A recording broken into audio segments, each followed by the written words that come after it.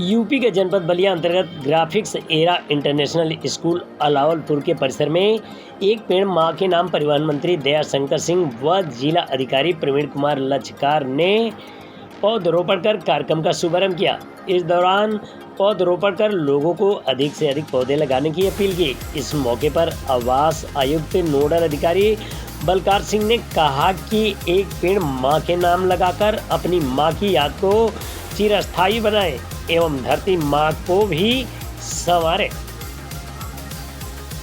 सभी लोग अपने क्षेत्र में अपनी मां की स्मृति में बड़ी संख्या में वृक्षारोपण करने का आह्वान किया। पेड़ बचाओ अपना कर्तव्य निभाओ का नारा दिया। इस दौरान परिवहन मंत्री दयाशंकर सिंह ने कहा कि पौधे लगाने से जरूरी है उसे बचाना। कहा कि लोगों को चाहिए कि अपने आसपास लगे हुए पेड़ों को बचाने के लिए अभियान चलाए। पेड़ जितना लगाना जरूरी है उतना ही बचाना जरूरी है। इस दौरान 19 यूपी एनसीसी बटालियन बलिया के सेना के जवानों ने पौधरोपण किया।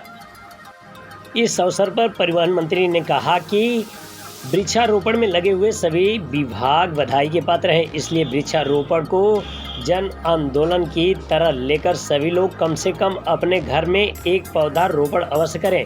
पेड़ लगाने के साथ ही पेड़ों की रक्षा का भी दायित्व निभाएं ताकि उत्तर प्रदेश को देश का सबसे हरा भरा प्रदेश बनाया जा सके। परिवहन मंत्री ने कहा कि शासन ने इस वर्ष एक पेड़ मां के नाम थीम पर पौधरोपण का महाअभियान शुरू किया है। इसके अंतर्गत प्रदेश भर में लाखों पौधे रोपित किए जाने हैं। करोड़ों पौधे लगाने का कार्य तभी पूरा हो सकता है जब आम जन की महाअभियान में गंभीरतापूर्वक भागीदारी सुनिश्चित हो। उन्होंने इस महाअभियान के मौके पर जनप्रतिनिधियों और अधिकारियों के साथ पौधे रोपित किए। उन्होंने पौधों के संरक्षण और देखभाल करने पर जोर दिया। कहा कि लोग जिम्मेदारी के साथ पौधों को बचाने पर पूरा ध्यान दें। वहीं सीडीओ ने अधिक से अधिक लोगों से अपनी मां के नाम पर पौधरोपण करने की अपील की। वहीं बच्चों ने पेंटिंग व स्लोगन के माध्यम से पौधरोपण करने के लिए लोगों को जागरूक किया। स्कूल के प्रबंधक संजय तिवारी ने कहा कि रोपित पौधों को जीवित रखना हमारी जिम्मेदारी है। अपना परिचय दीजिए। नमस्कार, मैं Markandey Prasad graphics era international school Alawalpur Ballia का प्रिंसिपल हूँ। आज यहाँ कैसा पौधारोपण कार्यक्रम का आयोजन किया गया है? चूँकि सर आज विद्यालय में पेड़ लगाओ पेड़ बचाओ जन अभियान 2024 मित्र वन वृक्षारोपण 2024 बैरिया सामाजिक बानिकी प्रभार बलिया के द्वारा एक पेड़ मां के नाम का कार्यक्रम संपन्न हुआ, जिसमें बलिया के जिला अधिकारी महोदय श्री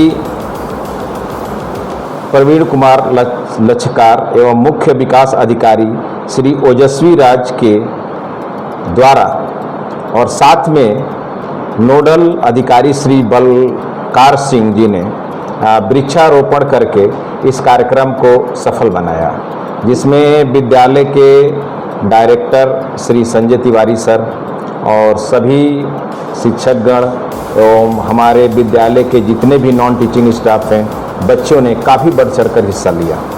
पौधरोपण करने का क्या उद्देश्य रहा है? सर आप विगत कुछ महीनों में आपने देखा होगा गर्मी के सीजन में जो वातावरण का जो टेम्परेचर था वो काफ़ी ज़्यादा था, जिसके वजह से बहुत सारे लोगों की जानें चली गई और एनवायरनमेंट रहने लायक नहीं था। बहुत ज़्यादा लोगों को इस टेम्परेचर का सामना करना पड़ा, बहुत उनको मुसीबतों का सामना करना पड़ा।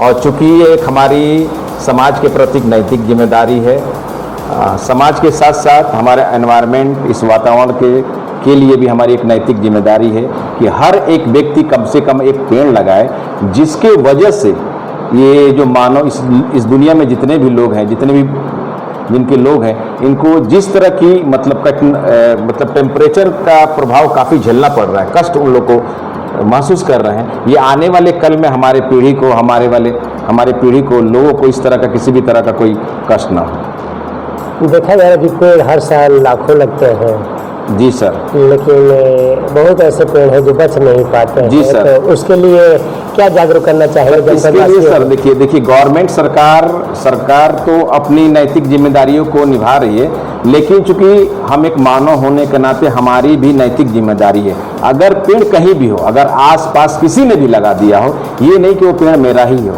तो ये आपकी, जब तक हम अपने इस तरह की नैतिक जिम्मेदारियों को नहीं लेंगे, पेड़ किसी के द्वारा भी लगाया हो, अगर उसको पानी देने की वजह से एनवायरनमेंट का अगर भला हो रहा है, तो हमें हमारी नैतिक जिम्मेदारी है, इसको हमें करनी चाहिए। और मैं इस आपके इस वीडियो के माध्यम से, इस समाचार के माध्यम से इस पूरे देश के लोगों से मैं प्रार्थना करना चाहता हूँ, पेड़ कहीं भी लगे हों, ये आपकी जिम्मेदारी है कि उसको बचाना है। पानी देने की भी अगर ज़रूरत पड़ी तो आप उसको पानी दीजिए और उस पेड़ को बचाइए, ताकि आने वाले कल में हमारे जो बच्चे हैं और आने वाली जो पीढ़ी है, उनको इस समय जो हम गर्मी के समय में जिन परिस्थितियों का सामना कर रहे हैं, वो लोग सामना ना करें। देखा जा रहा है कि इस वर्ष 47 और 48 डिग्री से भी अधिक तापमान हो गया था, जिसमें लोगों का बचना भी मुश्किल हो जा रहा था। तो उस स्थिति में लोगों को क्या कहेंगे पेड़ लगाने के लिए?